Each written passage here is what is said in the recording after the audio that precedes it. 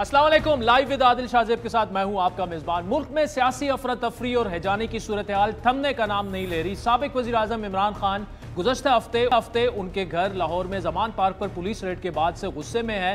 एक तरफ उनका ये दावा है कि उन्हें कत्ल किया जा रहा है, साथ ही वो हुकूमत पर ये इल्ज़ाम लगा रहे हैं कि हुकूमत फौज और पीटीआई को आपस में लड़वाना चाहती है। एक और रही है कि पाकिस्तान की फौज को और तहरीक इंसाफ को आमना सामना करवाया, हमारा आपस में लड़ाई करवाई। ये भी पीडीएम की पूरी कोशिश है, क्योंकि इलेक्शन तो ये अब जीत ही नहीं सकते। जब इलेक्शन नहीं जीत सकते तो कुछ तो करना है कि किसी तरह तहरीक इंसाफ खत्म करो। ये तो कर ही नहीं सकते, लिहाजा पाकिस्तानी फौज को इनके ऊपर छोड़ो, उसको इनके खिलाफ करो। मैं ये वाजे कर दूं, फौज भी मेरी है, मुल्क भी मेरा है, मेरा जीना मरना पाकिस्तान में है।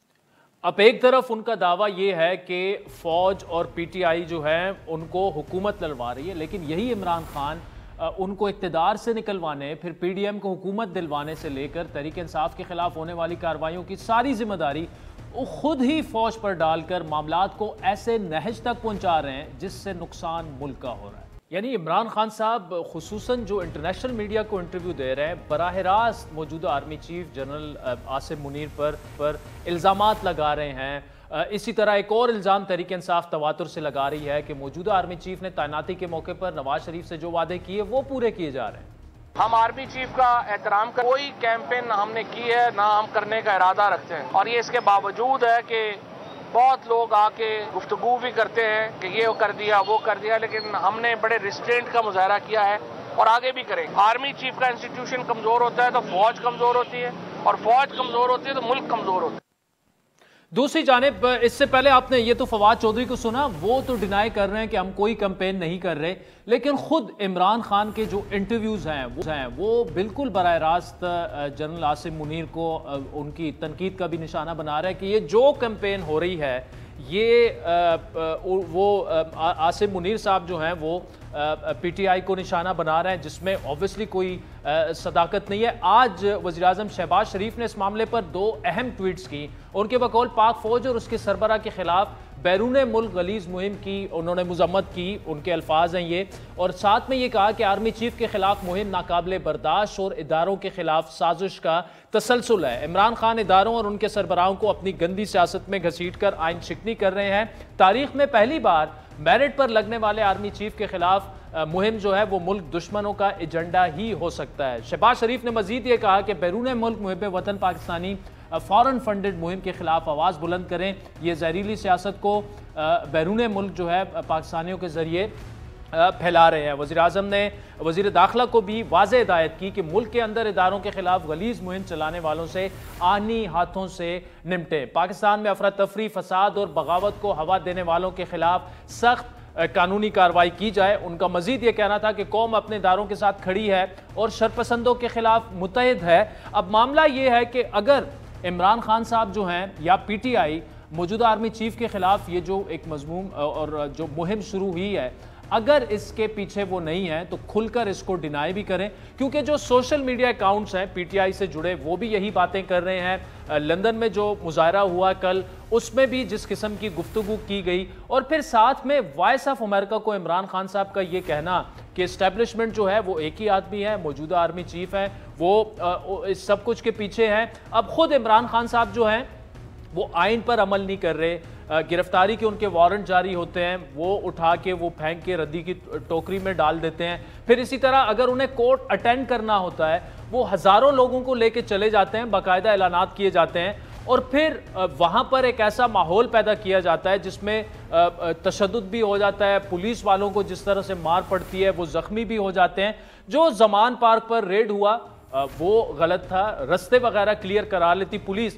लेकिन इसका मतलब ये नहीं है कि आप बिल्कुल मतलब आइन और कानून को अपने हाथ में ले लें, क्योंकि कानून से कोई बालातर नहीं है। और खुसूसन एक ऐसे वक्त में जब पाकिस्तान को माशी मसाइल का सामना है और पॉलिटिकल पोलराइजेशन है, ऐसे में जब इदारों के खिलाफ और इदारों के सरबराह के खिलाफ एक बाकायदा कोऑर्डिनेटेड मुहिम शुरू हो जाती है तो उसका नुकसान ऑब्वियसली पाकिस्तान को भी होगा। लेकिन इमरान खान साहब को ये चीज़ भी ज़हन नशीन करनी चाहिए कि इसका नुकसान जो है, अगर बाकायदा से कानून पर अमलदारी शुरू हो गई तो इसका नुकसान फिर पीटीआई को भी होगा। इस वक्त हमारे साथ मौजूद है साबिक स्पीकर कोहली اور تحریک انصاف کے رہنما اسد کیسر صاحب. Asad Kaiser sahab, thank you so much for joining us. Sir یہ بتائیے گا کہ یہ جو مہم ایک شروع ہو چکی ہے, اور خود خان صاحب نے وائس آف امریکہ کو جو انٹرویو دیا کہ یہ سب کچھ اسٹیبلشمنٹ کروا رہی ہے, اور اسٹیبلشمنٹ ایک ہی بندہ ہے, ان کا اشارہ جو تھا تقریباً ڈائریکٹلی آرمی چیف کی طرف ہی تھا. تو آج شہباز شریف صاحب نے بھی یہ کہا کہ جی آپ لوگ بیرونی فنڈنگ کے ذریعے موجودہ آرمی چیف کے خلاف باقاعدہ پروپیگنڈائی کر رہے ہیں. اب یہ بتائیے گا کہ جب عدم اعتماد ہوئی اور پی ڈی ایم گورنمنٹ میں آئی تو موجودہ آرمی چیف تو تھے ہی نہیں, اس وقت تو جنرل باجوہ صاحب تھے.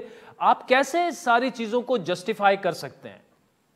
ہم تو ابھی تو کسی بھی طور پر ہم نے نہیں کیا ہے. اگر سوشل میڈیا پہ چیز چل رہی ہے تو اس میں ہمارا کوئی کنٹرول نہیں ہے, لیکن میں سمجھتا ہوں کہ اسٹیبلشمنٹ کو اپنا پولیٹیکل رول ادا کرنا چاہیے. ہم اداروں کا احترام کرتے ہیں, ریسپیکٹ کرتے ہیں, کسی بھی صورت میں اپنے اداروں کو کمزور نہیں کرنا چاہتے.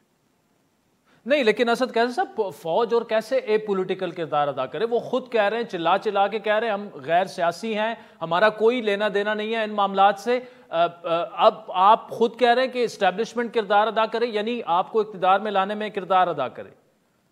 دیکھیے, میں یہ تو نہیں کہتا, میں صرف سمجھتا ہوں کہ اسٹیبلشمنٹ کا جو اپنا کنسٹیٹیوشن میں جو اس کا پیرامیٹر ہے اس کے مطابق اپنا کام کرے, اور ہم کسی بھی صورت میں اپنے ملک میں اپنی فوج کو, اپنے اداروں کو کمزور نہیں دیکھنا چاہتے. ملک کے مفاد میں نہیں ہے. ہم سب سے پہلے پاکستانی ہیں, اس کے بعد کوئی ہم اور پھر پولیٹیکل پارٹی دیگر چیزیں. لیکن جس طرح یہ محسن نقوی ٹائپ لوگ جو رویہ رکھ رہے ہیں, اور آپ سمجھتے ہیں کہ انہوں نے جنگل کا قانون بنایا ہے, کوئی قانون کا احترام نہیں ہے, اور جس طرح باتیں کرتے ہیں تو ڈیفینیٹلی یہ تو خود اختیار پیدا رہے. اچھا اسد کیسے صاحب, عمران خان صاحب بار بار ایک اور الزام بھی دہرا رہے ہیں کہ جی ان کو گرفتار کرنے کا اصل مقصد جو ہے وہ ان کو قتل کرانا ہے. پھر ساتھ میں یہ بھی کہتے ہیں کہ جنہوں نے ہمیں تحفظ دینا ہے وہی ان کے قتل کے منصوبے جو ہے وہ بنا رہے ہیں. اب یہ الزام تو کیا حکومت پر وہ لگا رہے ہیں, یا یہ بھی وہ اسٹیبلشمنٹ پر لگا رہے ہیں کہ انہیں قتل کیا جا سکتا ہے؟ دیکھیے, یہ جو سب کچھ ہو رہا ہے نا, آپ کو تو پتا ہے کہ یہ حکومت جو چل رہی ہے ان کی تو اپنی کوئی سے نہیں. تھوڑا اسٹیبلشمنٹ اپنا ہاتھ پیچھے کرے نا, یہ صرف پیچھے بھی نہ کرے, نیوٹرل رہے, بس دیکھیں کہ خود آپ جو قانون کے مطابق کرے تو 1 گھنٹہ بھی نہیں لگے گا اس کو گرنے میں. نہیں, لیکن اسد کیسے صاحب وہ تو بار بار فوج تو اسٹیبلشمنٹ تو یہی کہہ رہی ہے کہ ہم غیر سیاسی ہو چکے ہیں. تو آپ یہ نہیں سمجھتے کہ فوج جو ہے وہ اس وقت غیر سیاسی, ہمیں تو کہاں سے نہیں لگ رہا کہ وہ حکومت کی مدد کر رہے ہیں؟ اس میں تو بالکل کوئی شک نہیں ہے, ان کی طرف سے سپورٹ کو حاصل ہے, اور لیکن نہیں ہونی چاہیے. نہیں ہونی چاہیے. سر یہ جو اس وقت ہیجانی کیفیت ہے, سیاسی افراتفری ہے, خود خان صاحب نے یہ کہا تھا اپنی ٹویٹس میں کہ وہ بات کرنے کے لیے تیار ہیں گورنمنٹ سے, اور ہر ممکن اقدامات بھی اٹھانے کے لیے تیار ہیں اس کے لیے کہ بات چیت ہو جائے. لیکن ان کے جو بیانات ہیں, ان کے جو انٹرویوز ہیں, جس طرح سے وہ آرمی چیف اور اسٹیبلشمنٹ کو نشانہ بنا رہے ہیں, تو اس سے تو لگتا نہیں ہے کہ معاملہ جو ہے وہ مذاکرات کے ذریعے وہ حل کروانا چاہتے ہیں معاملات. نہیں, بالکل آپ کی بات ٹھیک ہے, لیکن آپ بتائیں کہ ہو کیا رہا ہے. پورے ملک میں انہوں نے چاپی شروع کی, چادر چاہنے والی کی, جو جس طرح پامال کر رہے ہیں, جس طرح جو ہے نا, یعنی خان صاحب آ رہے تھے عدالت کے کو اٹینڈ کرنے کے لیے, انہوں نے پورا ملک بند کیا, موٹر ویز بند کی, اور جو ہراسمنٹ پیدا کی. ابھی جو ہے نا چیف منسٹر جو کہ جس کا کام یہ ہے کہ وہ free and fair election conduct کروائے, وہ کہتا ہے کہ پولیس کو میں نے کھلی چھوٹ دی کہ جس طرح ہو سکے آپ جو ہے نا پی ٹی آئی کو دبائے, اور ان کا یہ خیال ہے کہ اس قسم کے حربوں سے یہ تحریک انصاف کو دبائیں گے اور مطلب الیکشن میں اپنا من پسند نتائج نکالیں گے. تو یہ اس طرح نہیں ہو سکتا. بالکل خان صاحب نے کہا تھا, ابھی بس پہ قائم ہے, لیکن اس کی سنجیدگی کی ضرورت ہے. اور دوسری بات یہ ہے کہ اس قسم کے جو حربے استعمال کر رہے ہیں تو اس کا تو مطلب یہ ہے کہ انہوں نے نفی کر دی ہے, یہ نہیں چاہتے. یہ جو ہمارے خلاف ایک طرف خان صاحب نے کہا کہ ہم مذاکرات چاہتے ہیں, بات چاہتے ہیں, دوسری طرف انہوں نے ہمارے خلاف انتقامی کارروائی شروع کی. جو زمان پارک میں انہوں نے کیا, یعنی مجھے بتایا کہ جو سابق پرائم منسٹر رہا ہو, جہاں پھر وہ گھر میں نہیں ہو, سب کو معلوم ہو, آپ جا کے اس گھر کی جو وہاں اس کی زوجہ جو ہے نا اس کی مسز ادھر ہے, اور اس طرح آپ اس کی سرچ کرواتے ہیں پوری, طرح جو ہے نا اس کی جہاں بدتمیزی ہوتی ہے. تو یہ اس کا میسج ہے کہ وہ کسی بھی صورت میں نہ مذاکرات چاہتے ہیں نہ بات چاہتے ہیں. وہ ناجائز طور پر غیر قانونی غیر اخلاقی جو ہے نا طور پر حکومت سے چپکانا. اسد کیسے صاحب زمان پارک میں اندر جا کے جو ریڈ کی گئی وہ جسٹیفائبل نہیں ہے، لیکن بات یہاں پہ رول آف لا کی ہے. خان صاحب کے وارنٹ آ جاتے ہیں یا ان کو عدالتیں بلاتی ہیں تو ہزاروں لوگ بلا دیا جاتا ہے، پرتشدد مظاہرے شروع ہو جاتے ہیں، پولیس پر حملے کیے جاتے ہیں. تو پی ٹی آئی کو بھی یہ سوچنا ہوگا کہ جہاں رول آف لا کی بات ہے تو یہ چیزیں آپ لوگوں کو روکنی ہوں گی. مطلب دیکھیں نا، زمان پارک میں یہاں تک کہا گیا کہ تحریک نفاذ شریعت جو کہ کالعدم تنظیم ہے ان کے لوگ وہاں پر موجود تھے. تو یہ چیزیں جب تک آپ کنٹرول نہیں کریں گے تو گورنمنٹ تو وہی کرے گی کہ رول آف لا کو تو انشور کرنا ہے اداروں کو. دیکھیے سوال تو یہ ہے کہ ہم نے مطلب کیا کیا، ہم نے کیا برائی. جب ہمیں پتہ ہو، اگر مطلب ہمیں یہ انوائرمنٹ پرووائڈ کرے یا ہمیں سیکیورٹی پرووائڈ کرے تو خان صاحب کی کوئی پرابلم نہیں ہے، وہ تو سیدھا آ جائیں گے اس میں. لیکن جب آپ نے پورے ملک کو بلاک کیا ہو، آپ نے جو ہے نا روڈ بلاک کی ہو، تو اس صورت میں کیا ہو سکتے ہیں؟ مطلب یہ تو آپ میسج دینا چاہتے ہیں کہ وہ خان کے خلاف کوئی اس قسم کا کام کرنا چاہتے ہیں. اور اس وقت جو خان صاحب نے بھی کہا ہے کہ یہ جو ان آئیڈینٹیفائڈ لوگ تھے، کون سی جو عدالت میں کھڑے تھے، کس لیے کھڑے تھے، کس قانون کے تحت کرتے. دیکھیے ہمیں مطلب ہم عدالتوں کا احترام کرتے ہیں، عدالتوں میں ہر وقت جو ہے نا چاہتے ہیں کہ عدالتوں میں ہم جو ان کی ہم کسی بھی صورت پہ عدالت کو لیٹ ڈاؤن نہیں کرنا چاہتے، لیکن ہمیں تحفظ چاہیے نمبر 1. نمبر 2 اس کے لیے وہ ماحول بنانا چاہیے کہ ہمارا کوئی نہیں آئے گا لیکن ہمیں تسلی ہو کہ ہمیں پورا پروٹیکشن. تو اسد کیسے صاحب وے فارورڈ کی اگر بات کریں تو آپ کھل کر پی ٹی آئی کی طرف سے یہ کہہ رہے ہیں کہ حکومت کے ساتھ مذاکرات کے لیے تیار ہے اگر بہتر ماحول فراہم کیا جائے. بالکل اس کے لیے ماحول بہتر فراہم کیا جائے، اور اس کے لیے ضرور اس بات کی ہے کہ حکومت جو ہے نا جو اقدامات کر رہے ہیں، کریک ڈاؤن کر رہی ہے، اور جو جس طرح جو ہے نا وہ خان صاحب کے خلاف کمپین چلا رہی ہے یا جو اس کے خلاف جو وہ اقدامات کرے، سب کو جو ہے نا اس کو روکنا پڑے گا. اچھا اسد کیسے صاحب اس وقت جو سچویشن ہے، جو معاشی صورتحال ہے، جو سیاسی افراتفری اس وقت مچ چکی ہے، اگر سیاسی طور پر اگر بات کی جائے تو اگر خان صاحب اریسٹ ہو جاتے ہیں جو کہ آپ کے خدشات بھی ہیں تو پی ٹی آئی کو بہت بڑا سیاسی نقصان پہنچے گا. دیکھیے ابھی تو خان صاحب کی اریسٹ ہونے کی کوئی جواز ہی نہیں بنتی. ابھی تو سارے ہم نے ضمانتیں کی ہوئے ہیں، تو پھر اس کا مطلب ہے تو کہ پھر الیکشن تو پھر نہیں ہوا. پھر تو نا یہ ایک کو ہاتھ باندھ کے دوسروں کا تو کام مارو، یہ تو نہیں ہو سکتا. کون اس الیکشن کو مانے گا؟ تو کیا اس کے بعد جو ہے کوئی پولیٹیکل اسٹیبلٹی آئے گی؟ سوال تو یہ ہے کہ ملک میں ایسا الیکشن ہو جو سب کو قابل قبول ہو، اور جو جیتے اس کو جیت سب کو منظور کرے، اور جو ہارے وہ اپنی ہار جو ہے نا وہ قبول کرے. تو یہ جیت اور ہار تو ہوتی رہتی ہے، لیکن اس کو اگر اس طرح سے رہا تو پھر تو مسئلہ یہ ہوگا کہ پھر تو کوئی پولیٹیکل اسٹیبلٹی نہیں ہوگی، پھر تو مزید سچویشن ہوگی. ہم اس لیے چاہتے ہیں کہ ہر صورت میں فری اینڈ فیئر الیکشن ہو. اگر پی ڈی ایم جیتی ہے تو اس کو مبارک، اگر ہم جیتے تو ہم یہ نہیں چاہتے کہ آپ ہمیں حکومت دو، ہم چاہتے ہیں کہ الیکشن فری اینڈ فیئر. نہیں سر، یہ بتائیے نا کہ آپ کے جو خدشات ہیں اگر وہ درست ثابت ہوتے ہیں اور بقول آپ کے ہاتھ پیر باندھنے کی کوشش کی جا رہی ہے، اگر وہ اسی طرح ہوتا ہے اور پھر آپ الیکشن میں جاتے ہیں اور آپ کو یہ پتا ہو کہ جی ہم ہار جائیں گے، اس کی وجہ جو بھی ہو، کیا آپ پھر بھی الیکشن لڑیں گے یا بائیک آؤٹ کر دیں گے؟ ہمیں عدالتوں سے امید ہے، عدالت حافظ ہے، اور انشاءاللہ تعالی یہ اپنے کنسٹیٹیوشن کو تحفظ دیں گے اور ملک کو اس تجانی کی پھر سے نکالنے کے لیے چیف جسٹس اور خاص کر سپریم کورٹ جو ہے اپنا لینے کے کردار ادا کریں گے. ٹھیک ہے سر، یہ جو ایک اور بڑا الزام کہ زمان پارک میں کالعدم تنظیموں کے لوگ موجود تھے، اس پر آپ اس کو کیسے ڈینائی تو خیر وہ کر چکے ہیں لیکن ان کی تصاویر اور نام وغیرہ حکومت نے شیئر کر دی ہیں. دیکھیے یہ تو ان کا ڈرامہ ہے. پی ٹی آئی جس قسم کی پارٹی ہے، اگر پی ٹی آئی جلد تو پھر تو کوئی پھر وہ نہیں ہے. پی ٹی آئی تو قانون کا احترام پہ یقین رکھتی ہے. ملک کو جس طرح پی ٹی آئی کی لیڈرشپ نے ملک کی عزت وقار مطلب کمائی ہے، کسی اور پارٹی نے نہیں کمائی ہے. یہ بالکل الزامات ہے. میں آپ سے چاہتا ہوں کہ آپ تو ہمارے علاقے ہمارے صوبے سے ہیں، کائنڈلی اگر ایک یعنی انہوں نے پہلے جو اس کے انفارمیشن منسٹر ہیں انہیں پختونوں کی تصدیق کی اور بعد میں جو ہے نا اس نے کی مریم نے کی ہے. تو ہم تو سب پاکستانی ہیں, سب سے پہلے ہم پاکستانی ہیں, پھر پختون, بلوچی, سندھی, پنجابی ہے. مطلب اس قسم کی رویہ جو ہے کسی بھی صورت میں قابل قبول نہیں ہے.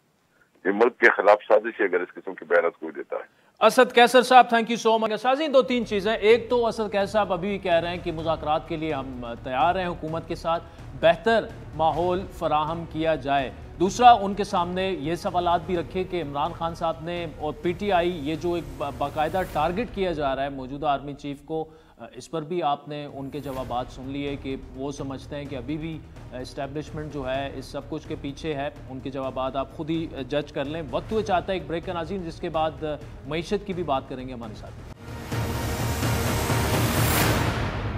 ویلکم بیک ناظرین. پاکستان کا معاشی بحران ختم ہونے کا نام نہیں لے رہا, ایک کے بعد ایک چیلنج جو ہے وہ جنم لے رہا ہے. حکومت کی بھی تمام پالیسیز جو ہے ان چیلنجز کے سامنے فی الحال بے اثر ثابت ہو رہی ہیں. کوئی حکمت عملی ان بحرانوں کی بیخکنی کرنے میں کارگر ثابت نہیں ہو رہی. ایسے میں تشویشناک صورتحال سامنے آ رہی ہے. حکومت کا جو قرضوں پر سود کی ادائیگی ہے, ڈیپٹ سروسنگ ہے, اس کی لاگت میں 70% اضافہ ہو چکا ہے. رواں مالی سال کے ابتدائی 8 ماہ کے دوران 3018 ارب روپے جو ہیں یہ فگر وہاں تک پہنچ چکا ہے, اور یہ رقم وفاقی حکومت کی مجموعی آمدنی سے زیادہ ہے. قرض کی ادائیگیوں میں اضافے کی بڑی وجہ مرکزی بینک کی جانب سے مقرر کردہ جو شرح سود ہے وہ اس میں اضافہ بھی ہے, جو اب تقریباً 20% تک پہنچ چکی ہے. ایسے میں کل ہی حکومت نے موٹر سائیکل, رکشہ اور 800 cc سی تک گاڑیوں کے لیے پیٹرول کی قیمت جو ہے وہ 50 روپے کم کرنے کا فیصلہ کیا. اور آج وزیر مملکت برائے پیٹرولیم مصدق ملک نے پریس کانفرنس میں یہ کہہ دیا کہ حکومت ایسے افراد کے لیے پیٹرول کی قیمت میں 50 نہیں بلکہ 100 روپے فی لیٹر کمی کا فیصلہ کر چکی ہے. اب یہ بھی واضح ہے کہ حکومت پیٹرول پر یہ سبسڈی نہیں دے رہی بلکہ کم پیٹرول کی ادائیگی بھی عوام ہی کریں گے, یعنی 800 cc سے اوپر جن کی گاڑیاں ہیں وہ یہ پیسے دیں گے. اور اس کے ذریعے غریب کا گیس بھی سستی ہو گئی اور غریب کا پیٹرول بھی سستا ہو گیا. کہ گیس کا فیصلہ 1 جنوری سے امپلیمنٹ ہو چکا ہے, پیٹرول کا فیصلہ اگلے 6 ہفتے کے اندر امپلیمنٹ ہو جائے گا. اور کل آپ نے دیکھا, آپ نے اخباروں میں چھاپا بھی کہ 50 روپے کا فرق ڈالا جائے گا. وزیر اعظم صاحب کا حکم آیا کہ اس کو 100 کر دیا جائے, اور اب امیر 100 روپے زیادہ دے گا اور غریب 100 روپے کم دے گا. اب یہ فیصلہ پیپر پر تو بڑا اچھا لگتا ہے, لیکن اس پر عمل درآمد کے لیے کافی حکومت کو چیلنجز درپیش ہوں گے, جس پر تفصیلی گفتگو کریں گے. اگر اس فیصلے پر عمل درآمد کرنے میں حکومت ناکام ہوئی تو 100 روپے فی لیٹر کی قیمت میں کمی کا اثر IMF کے پلان کے ساتھ ساتھ اگلے مالی سال اور اگلے IMF کے ساتھ ہونے والے پلان پر بھی پڑ سکتا ہے. گزشتہ ہفتے سے ایک اور بات بھی بازگشت کر رہی تھی کہ IMF نے اپنی شرائط میں پاکستان کے نیوکلیئر اثاثوں اور جو میزائل ٹیکنالوجی ہے اس پر بھی بات کی ہے. اس پر شکوک و شبہات میں اضافہ اس وقت ہوا جب وفاقی وزیر خزانہ اسحاق ڈار نے سینٹ میں ایک سپیچ کی, اور اس کے بعد پھر 2 اہم وفاقی وزراء سے ہم نے یہ سوال پوچھا, ان کے جواب سن. IMF کے ساتھ معاملات کیوں طے نہیں پا رہے؟ کیا کوئی ایکسٹرنل, میں سیدھا کھول کے سوال کہہ دیتا ہوں, کیا امریکی کوئی پریشر بھی موجود ہے یہاں پر, کوئی اسٹریٹجک معاملات پر بھی آپ سمجھتے ہیں کہ کیونکہ ادروائز تو شرائط تو آپ پوری کر چکے ہیں. دیکھیے, جب آپ کمزور ہوتے ہیں تو ہر کوئی دباؤ ڈالنے کی کوشش کرتا ہے, لیکن پاکستان کے جہاں تک اسٹریٹجک معاملات ہیں اس کے اوپر قوم یکسو ہے.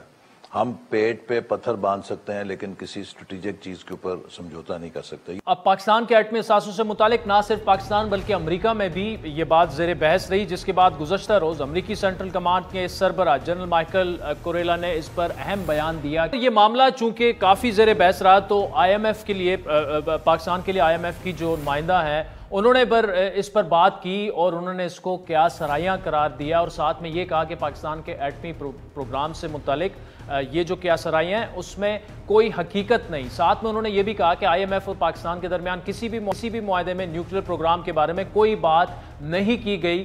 پاکستان سے مذاکرات جو ہیں وہ صرف معاشی پالیسی پر ہو رہے ہیں. اور پھر آج آخرکار خود اسحاق ڈار صاحب نے, وزیر خزانہ نے, ان شکوک و شبہات کی نفی کرتے ہوئے وضاحت جاری کی. انہوں نے ان تمام باتوں کی نفی کرتے ہوئے کہا کہ IMF پروگرام میں تاخیر کی وجوہات پر بیان کو سیاق و سباق سے ہٹ کر پیش کیا گیا. میرے بیان کا IMF کے پلان سے کوئی تعلق نہیں. نیوکلیئر پروگرام کے حوالے سے بیان مخصوص سوال کے جواب میں تھا. کسی دوسرے ملک نے ہمارے ایٹمی پروگرام کے حوالے سے कोई शर्त आयद नहीं की। इन तमाम मामलात पर गुफ्तगू करेंगे। हमारे साथ मौजूद इस वक्त पाकिस्तान के साबिक वज़ीर ख़जाना और माहिर मईशत डॉक्टर हफीज़ पाशा साहब, जबकि वज़ीर आज़म शहबाज शरीफ के कोऑर्डिनेटर इकनॉमिक अफेयर्स के और एनर्जी अफेयर्स के जनाब बिलाल अज़हर कियानी साहब भी हमारे साथ मौजूद है। पाशा साहब, 4-5 दिन पहले इसहाक डार साहब ने जो स्पीच की पाकिस्तान के एटमी प्रोग्राम पर, उसके बाद जो है वो क्या सराहियाँ शुरू हुई कि दबाव में है और हमें मिसाइल टेक्नोलॉजी और एटमी प्रोग्राम के हवाले से IMF ने भी उसकी नफ़ी कर दी है। क्या आपके ख्याल में ये गुफ्तगू हुई होगी? जी, बिस्मिल्लाहिर्रहमानिर्रहीम। बात दरअसल ये है कि मैंने भी जब मैं हुकूमत में था काफ़ी अर्सा पहले 2-3 मरतबा IMF के साथ मैंने नेगोशिएशंस किए हैं। IMF एक फाइनेंशियल इदारा है और वाज़े तौर पर कभी नॉन फाइनेंशियल या नॉन इकोनॉमिक मैटर्स को डिस्कशन में नहीं लाता, ये इनके एजेंडा में नहीं है। तो ये बात कुछ बहुत ही अजीब सी लग रही है कि ये बात पब्लिक डोमेन में आ गई है। पहले सेनेटर रज़ा रब्बानी ने इसका जिक्र किया और फिर उसके बाद में हमारे जो फाइनेंस मिनिस्टर और प्राइम मिनिस्टर साहब दोनों ने भी इसको डिनाई किया है। बात ये है कि देखिए, इस वक्त जो प्रॉब्लम्स आ रहे हैं IMF प्रोग्राम के आगे जाने की तरफ, वो कुछ और है। वो ये है कि जो बायलैटरल डोनर्स हैं या खास तौर पे वो कमिटमेंट्स एक्सप्लिसिटली देने के लिए शायद अभी तक तैयार नहीं हुए। ठीक, वो है असल वजह। और इसको इस तरह ले आना, मैं समझता हूँ कि ये एक्सप्लेनेशन देना नामुनासिब है। इससे IMF का जो रुझान है वो और बदलेगा और मुश्किलात पैदा होंगे। अगर प्रेशर पाकिस्तान पे एग्जर्ट किसी वक्त पे होना है तो वो बायलैटरली होता है, IMF नहीं करता। ये डॉक्टर साहब, जो बायलैटरल डोनर्स का आपने तस्करा किया उसमें सऊदी अरब भी शामिल है, तो हमें तो ये बताया गया था कि वो मान चुके हैं, उन्होंने IMF को यकीन दहानी भी करा दी थी। तो अब अगर पाकिस्तान के दोस्त ममालिक नहीं मान रहे, क्या वजह हो सकती है? देखिए, कुछ दिन पहले सऊदी अरेबिया के फाइनेंस मिनिस्टर साहब ने जिक्र किया है पाकिस्तान के बारे में और कुछ और मुल्कों के बारे में भी यकीनन, कि हम उन मुल्कों को सपोर्ट करना चाहते हैं जो खुद अपने हालात को संभालने की कोशिश करते हैं बड़े अच्छे सख्त रिफॉर्म्स और पॉलिसीज के तहत। शायद उनको इस बात का एहसास है कि पाकिस्तान की पॉलिसी फ्रेमवर्क जो है वो इस वक्त कभी एक तरफ होती है, कभी दूसरी तरफ होती है, उसमें एक कंसिस्टेंसी नहीं है और जो मेजर्स हमें लेने चाहिए ख़ास तौर पे वो हम नहीं ले रहे हैं। तो इसलिए शायद उन्हें इस बात का ख्याल है कि पाकिस्तान अपनी पोजीशन बेहतर नहीं कर रहा है। और साथ साथ ये भी आप देखिए कि इंटरनेशनल क्रेडिट रेटिंग एजेंसीज ने पाकिस्तान की रेटिंग अब पिछले दिनों मूडीज ने भी कम कर दिया पाकिस्तान की रेटिंग को। उसके नतीजे में बाहर के जो लेंडर्स हैं, जिसमें प्राइवेट हैं, मल्टीलैटरल, बायलैटरल, सब परेशान हैं। तो इसलिए भी ये मसला बन चुका है। और जब तक IMF का प्रोग्राम वाज़े तौर पर फिर से आगाज उसका नहीं होता है, हालात बहुत मुश्किल और बहुत गमगीन हो सकते हैं। तो डॉक्टर साहब, इस वक्त जो हमारी पोजीशन है, जो हमारे रिजर्व्स हैं, कितना हम सस्टेन कर सकते हैं? और इसका मतलब क्या ये भी लिया जाए कि डिफॉल्ट का खतरा जूं का तूं मौजूद है? जी, मुझे बड़े अफसोस से कहना पड़ता है कि डिफॉल्ट का खतरा न सिर्फ मौजूद है, मगर अगर ये सिलसिला इसी तरह रहा और IMF का प्रोग्राम सस्पेंडेड रहा और चाइना के अलावा बाहर से कहीं से और से पैसा नहीं आता है, तो खुदा न खास्ता डिफॉल्ट का जो खतरा है वो बढ़ जाता है, कम नहीं होता। अच्छा सर, मुसद्दिक मलिक साहब ने आज ऐलान किया कि 800 सीसी गाड़ी, फिर मोटरसाइकिल और रिक्शा वगैरह को तकरीबन 100 रुपए फी लीटर सस्ता तेल बेचा जाएगा और ये पैसे जो हैं वो अमीर लोगों से लिए जाएंगे। कैसी हिकमत अमली है? क्या ये वर्केबल है? क्योंकि तनख्वाहदार तबका ये कह रहा है, जिनके पास 800 सीसी से ऊपर गाड़ी है, कि जी हम वैसे ही पिसे हुए हैं, आप हमें फिर निशाना बना रहे हैं। देखिए, मेरी गुजारिश ये है कि पेट्रोल से पहले जिस चीज पर हमारा रुझान होना चाहिए था, ہمارے غریب طبقے کو سپورٹ کے لیے وہ کھانے پینے کے اشیاء پہ ہونے چاہیے، اور خاص طور پہ آٹے کا جو مسئلہ بن چکا ہے پاکستان میں، جی ایک طرح سے پرابلم نمبر 1، نہ صرف اس کی قیمتیں آسمان تک پہنچی ہیں مگر اس کی اویلیبلٹی بھی بہت کم ہو چکی ہے۔ حکومت کی 100% اس وقت کوشش ہونی چاہیے کہ کھانے پینے کے اشیاء کی قیمتیں اور اویلیبلٹی مناسب لیول پہ رہے۔ یہ بہت اہم ہے، لوگوں کے گھروں میں بچے اور بزرگ وغیرہ جو ہیں ان کی ڈائٹ میں کمی آ رہی ہے، لوگ بے پناہ پریشان ہیں۔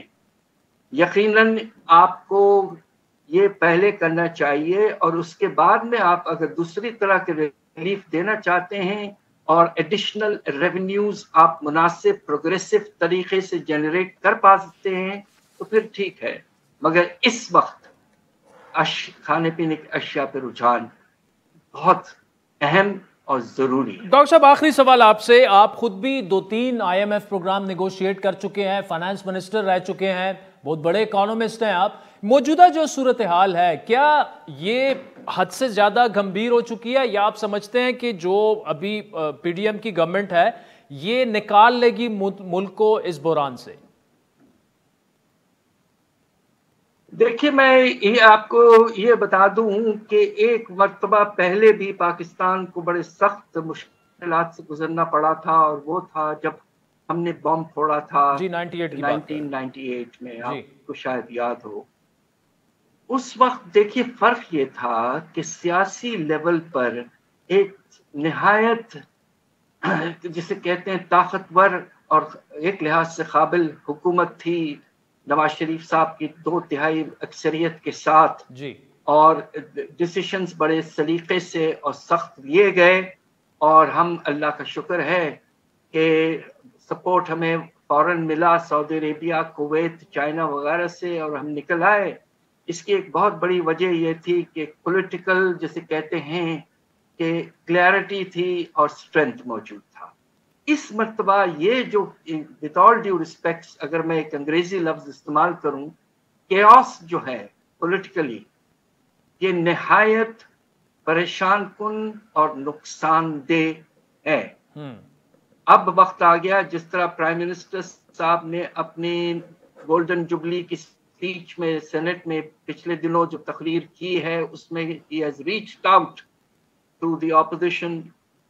یہ وقت آ گیا ہے کہ سب بیٹھیں اور ملک کے حالات کو سنبھالنے کی کوشش کریں، ایک top priority national action economic plan لے آئیں۔ اس سے باہر کے جو ہمارے ڈونرز یا لینڈرز ہیں وہ بھی، ان کو بھی تھوڑا سا ایک لحاظ سے سیٹسفیکشن اور سیکیورٹی ملے گا اور حالات سنبھل پائیں گے۔ پولیٹیکل پولرائزیشن اس وقت حد سے زیادہ نقصان دہ ثابت ہو رہا ہے، اور خدا کے لیے اس کو کم ہونا چاہیے۔ ڈاکٹر حفیظ پاشا صاحب نے کافی چپتے ہوئے سوالات اٹھائے، تو بریک کے بعد بلال اظہر کیانی صاحب سے ان سوالات کے جواب ڈھونڈنے کی کوشش کریں۔ ویلکم بیک ناظرین، بریک سے پہلے حفیظ پاشا صاحب کو تفصیلاً آپ نے سنا۔ اس وقت وزیر اعظم شہباز شریف کے کوارڈینیٹر برائے اکنامک افیئرز اور انرجی بلال اظہر کیانی صاحب ہمارے ساتھ موجود ہیں۔ بلال صاحب بہت شکریہ۔ یہ جو آپ نے 100 روپے فی لیٹر کم کر دیا ہے، have you worked it out کہ کتنی 800 سی سی سے نیچے گاڑیاں ہیں، کتنے موٹر سائیکل ہیں، رکشاز ہیں، کیا طریقہ کار اس کا کیا ہوگا؟ کیونکہ ورکیبل نہیں لگ رہا یہ پلان ٹو بی آنیسٹ۔ جی دیکھیے، میں بسم اللہ الرحمن الرحیم، firstly thank you for having me on your show. Adil sahab, جس طرح مصدق ملک صاحب نے بھی آج پریس کانفرنس کی، تو اس کی موڈیلٹیز یقیناً بیسڈ آن جو ہمارا کنزمپشن پیٹرن ہے، جو ڈیٹا اویلیبل ہے، اس کی بنیاد پہ یہ ورکنگ کی گئی ہے، اور مقصد یہی ہے کہ یہ جو سبسڈی دی جائے اس میں جو ہمارے کمزور طبقات ہیں، جو آپ کی موٹر بائکس، رکشا اور 800 سی سی سے نیچے گاڑیوں والے استعمال کرنے والے ہیں، ان کو کراس سبسڈائز کیا جائے، اور امیر جو ہیں وہ یہ برڈن اٹھائیں، اور جو آپ کے ہیویئر وہیکلز کے یوزرز ہیں وہ یہ برڈن اٹھائیں، اور اس میں کوئی بھی گورنمنٹ سبسڈی نہ استعمال ہو۔ تو ورکنگ یقیناً کی گئی ہے، میں آپ کی بات سے اتفاق کرتا ہوں کہ اس کی امپلیمنٹیشن آسان نہیں ہوگی، مگر یہ پھر بھی گورنمنٹ نے سوچ سمجھ کے ڈیٹا دیکھ کے یہ کیا ہے، اور انشاءاللہ اس وقت کی ضرورت ہے، اس کو یقیناً امپلیمنٹ کریں گے، اگر کوئی ٹیتھنگ ایشوز آئے بھی تو اس کو گورنمنٹ ریزالو کرے گی، مگر گورنمنٹ کمیٹڈ ہے کہ اس پروگرام کو امپلیمنٹ کرے تاکہ ہمارے جو کمزور طبقات ہیں ان کو آسانی فراہم ہو۔ لیکن اس میں بلال صاحب یہ ہے نا کہ 800 سی سی سے اوپر جس کی بھی گاڑی ہے تو وہ تو سیلریڈ کلاس بھی ہیں پورا، تو ان پر آلریڈی اتنا بوجھ ہے، یہ تو مزید بوجھ ان پر ڈالنا، مطلب ایک بندے کے پاس لینڈ کروزر ہے، ایک کے پاس 1000 سی سی گاڑی ہے اور وہ اس کی 50,000 روپے تنخواہ ہے، تو یہ تو کچھ ایسا مکسچر سا بن گیا کہ ہاں جی، but it's a difficult situation جی۔ تو اس میں آپ یہ بھی دیکھیں کہ جو پھر موٹر بائک یا رکشے والے ہیں ان کے لیے تو اور بھی زیادہ مشکلات ہیں نا جی۔ So it's a difficult position to be in, but اس ٹائم پہ جو بھی حکومت کر سکتی ہے اس میں یہ کر رہی ہے۔ آپ نے دیکھا پہ چند دن قبل سستا یہ آٹا اسکیم بھی گورنمنٹ نے اناؤنس کی کہ وہ فری آٹا رمضان میں جو مستحق افراد ہیں ان میں ان کو ڈسٹریبیوٹ کرے گی۔ اسی طرح اس موجودہ آئی ایم ایف نیگوسیشن کے دوران بھی جب سپلیمنٹری فائنانس بل اور دیگر سٹیپس اٹھائیں آئی ایم ایف پروگرام کو پائے تکمیل تک پہنچانے کے لیے، اس کے ساتھ ساتھ جو آپ کی بسپ کی بینظیر انکم سپورٹ پروگرام کی جو انویلپ ہے اس کو 360 ارب سے 400 ارب بھی کیا گیا۔ تو حکومت خواہ وہ پیٹرول ہو، خواہ وہ بینظیر انکم سپورٹ پروگرام ہو، خواہ وہ آٹا ہو، جہاں پہ بھی ہماری لوور انکم کلاسز جو ہمارے مستحق افراد ہیں جو کمزور طبقات ہیں ان کو ان مشکل حالات میں بھی جہاں پہ آسانی فراہم کر سکتی ہے اپنی فزیکل چیلنجز کو میٹ کرتے ہوئے، ایکسٹرنل اکاؤنٹ کے چیلنجز کو میٹ کرتے ہوئے، وہ حکومت پوری کوشش کر رہی ہے۔ اچھا، جو حفیظ پاشا صاحب نے سوال اٹھایا وہ یہ کہ مطلب میری بھی 2-3 اکانومسٹ سے بھی بات ہوئی، وہ یہی کہہ رہے ہیں کہ یار یہ ورکیبل نہیں لگ رہا یہ پلان۔ حفیظ پاشا صاحب یہ کہتے ہیں کہ بجائے اس کے فوڈ انفلیشن جو ہے وہ کہاں تک پہنچ چکی ہے، تو اشیاء خورد نوش پہ انہیں زیادہ، جس طرح آپ نے آٹے کی بات کی، وہ بہتر یہی ہوتا کہ اس طرف آپ کرتے، کیونکہ دیکھیں نا اگر چھوٹی گاڑی لے کے بندہ چلا جاتا ہے، اور پاکستان میں تو یہ چیزیں کرنا کوئی مشکل کام نہیں ہے، اب وہ 600 سی سی کی گاڑی وہ فل کرا دیں گے پمپ آؤٹ کر کے اور پھر لینڈ کروزر میں ڈلوا دیں گے، یہ مطلب ورک اراؤنڈ تو جی ورک اراؤنڈ تو ہر چیز کے ہوتے ہیں، ہم نے دیکھا ہے، مگر حکومت پوری کوشش کری ہے کہ جس طرح کہ حفیظ پاشا صاحب نے بالکل صحیح کہا کہ جو اسینشل کھانے کی اشیاء ہیں اس پہ ہونا چاہیے توجہ، اور اسی وجہ سے آٹا اسکیم دی، مگر آٹے کے اوپر ریلیف فراہم کرنا عوام کو یا پیٹرول کے اوپر یہ میوچولی ایکسکلوسیو چیزیں نہیں ہیں، تو حکومت کوشش کر رہی ہے کہ ان سب چیزوں کے اندر جہاں جس حد تک ممکن ہو وہ فراہم کریں، اور اسی لیے یہ دونوں اسکیمز پچھلے دنوں میں اناؤنس کی گئی ہیں۔ سٹاف لیول کا ایگریمنٹ جو ہے وہ دور دور تک ابھی بھی نظر نہیں آ رہا، بار بار ہمیں بتایا گیا اس ہفتے ہو جائے گا، اس ہفتے ہو جائے گا، اب تو بڑا کلیئر کٹ آ گیا کہ جی جو میوچول ڈونرز ہیں، جو ہمارے دوست ممالک ہیں، وہ شورٹی نہیں دے رہے۔ سعودی فارن منسٹر کا جو سٹیٹمنٹ تھی تقریباً 1.5-2 مہینے پہلے، وہ بھی بڑی کلیئر تھی، اب کیا ہرڈل اس میں کیا ہے؟ جی دیکھیے، سٹاف لیول اگریمنٹ میں زیادہ تر سٹیپس آپ نے دیکھے لے لیے گئے۔ 9 فروری کو آئی ایم ایف کمیشن یہاں سے وزٹ اپنا کمپلیٹ کر کے گیا تھا، ان کے وزٹ کے بعد دیگر سٹیپس لیے گئے تھے، جس میں سپلیمنٹری فائنانس بل بھی تھا، گیس اور الیکٹرسٹی ٹیرفس کی ریویژن تھی، اور دیگر اور سٹیپس تھے، تو وہ سارے لے لیے گئے ہیں۔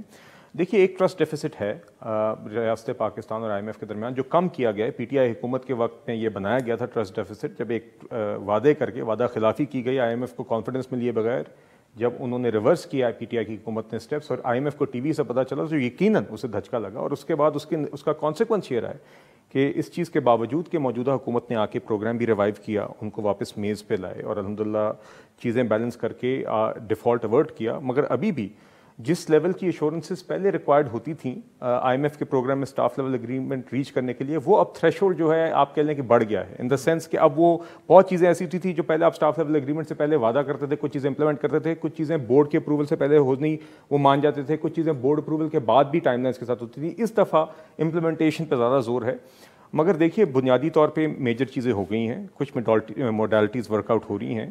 گورنمنٹ آف پاکستان کی دیگر آرمز، خواہ وہ فائنانس ڈویژن ہو، اسٹیٹ بینک ہو، ایف بی آر ہو، وہ روزانہ کی بنیاد پہ ورچولی آئی ایم ایف کے ساتھ کنیکٹڈ ہیں، اور it's just a case of working out the modalities. انشاءاللہ سٹاف لیول اگریمنٹ بھی جلد اناؤنس ہوگی، اس کے بعد انشاءاللہ ہم ایکسپیکٹ کریں کہ آئی ایم ایف کا بورڈ اپروول بھی ہوگا اور ٹرانچ انشاءاللہ ریلیز ہوگی۔ نہیں، لیکن بلال صاحب دیکھیں، اصل جو معاملہ ہے نا وہ سعودی عرب نے ابھی تک ایشورنس نہیں دی ہے، ہم یہ تو نہیں کہہ سکتے، اور پاشا صاحب نے بھی یہی کہا کہ ڈیفالٹ جو ہے وہ ابھی تک ٹلا نہیں ہے، ایورٹ نہیں ہوا، تو we are still in the same situation, implementation بھی ہو گئی۔ اصل جو سوال گورنمنٹ سے یہی بن رہا ہے کہ کریں گے کیا؟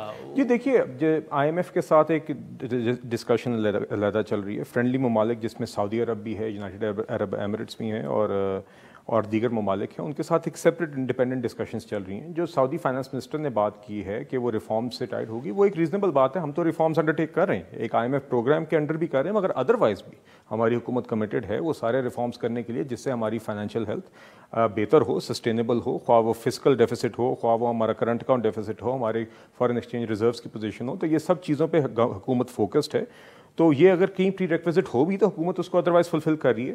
اور یہ سارے ڈائلاگز جاری ہیں جی, UAE کے ساتھ بھی, سعودی کے ساتھ بھی, اور دیگر اور ہمارے فرینڈلی ممالک ہیں. جس طرح آپ نے چائنا کا ICBC بینک ہے, اس کا رول اوور میں ہم نے دیکھا کہ 2 ٹرانچز $500 ملین کے آ گئے ہیں, تو اور کمرشل ونڈوز اوپن ہیں. تو یقیناً ایک مشکل وقت ہے مگر حکومت کام کر رہی ہے جی, اور انشاءاللہ جلد آپ دیکھیں گے اسٹارٹ فیڈرل ایگریمنٹ بھی ہوگی, اور فرینڈلی ممالک کے ساتھ بھی جو ہماری مذاکرات چل رہے ہیں, بات چیت چل رہی ہے, اس کے بھی نتائج آئیں گے. آپ ایگری کریں گے کہ ابھی تک ڈیفالٹ کا خطرہ جو ہے وہ ٹلا نہیں ہے؟ اب نہیں, دیکھیے ڈیفالٹ اگر آپ اس کو اس طرح دیکھ لیں کہ پچھلی گرمیوں میں اگر PTI جس ٹریجیکٹری پہ آپ کو PTI کی حکومت چھوڑ کے گئی تھی جی, تو وہ کرنٹ اکاؤنٹ ڈیفیسٹ کی ایسی ٹریجیکٹری تھی کہ IMF کا پروگرام سٹالڈ رہتا, تو پچھلی لاسٹ سمر جون جولائی تک آپ کا ڈیفالٹ ہو جاتا ہے. یہ میتھمیٹکلی آپ اس کو دیکھ سکتے ہیں, بیکاز آپ کا کرنٹ اکاؤنٹ ڈیفیسٹ کا رن ریٹ تھا 1.5 ارب کا, اور اس کے بعد آپ کی ایکسٹرنل ری پیمنٹس جو ڈیو تھیں وہ 10 ارب یا 9-10 ارب کا اس ٹائم پہ جو ریزروز تھے وہ ڈوینڈل کر جاتے, چونکہ آپ کی باقی ساری ونڈوز کلوز تھیں. موجودہ حکومت نے آ کے جو IMF کے ساتھ پروگرام ریوائیو کیا, اس کے نتیجے میں جو انفلوز آئے اس کی وجہ سے ڈیفالٹ اوورٹ ہوا. یقیناً آج بھی جو فارن ایکسچینج ریزروز کا لیول ہے وہ نہیں ہے جو حکومت چاہتی ہے. ہم یقیناً چاہتے ہیں کہ ریزروز کو بڑھا کے اس سٹیج پہ لائیں کہ وہ ہمارے 2 یا 3 مہینے کے امپورٹ کور کے برابر ہو. ابھی تو 2-3 ہفتے بھی نہیں ہیں جی, مگر دیکھیے صفر پچھلی گرمیوں میں صفر ہونا تھا. یہ حکومت یقین کریں انفلوز بھی لاتی رہی ہے, ہمیں امپورٹس بھی کرو کرنے پڑے, مشکل فیصلے بھی لینے پڑے, ساتھ ساتھ آپ کو ایک بیلنسنگ ایکٹ کرنی پڑی ہے جس کے اندر آپ نے اپنی ایکسٹرنل اکاؤنٹ کی بھی پوزیشن بڑھانی ہے, IMF کو بھی اعتماد میں لے کے پروگرام چلانا ہے, آپ نے اپنی جو سب سے کمزور طبقات ہیں ان کا بھی خیال رکھنا ہے, بیچ میں جو ہمارا فلڈز کا چیلنج آیا, جو سیلاب متاثرین کی مدد کرنی ہے وہ بھی کرنی ہے. یہ چیزیں لے کے حکومت چل رہی ہے. ڈیفالٹ نہ ابھی تک ہوا اور انشاءاللہ آئندہ بھی نہیں ہوگا جی. ٹھیک, چلیں. بلال Azhar Kiani sahab, thank you so much for joining us. ناظرین آج کے پروگرام پر فیڈ بیک ضرور, ٹویٹر ہینڈل ہے @عادل شاہ زیب. اجازت دیجیے, خدا حافظ.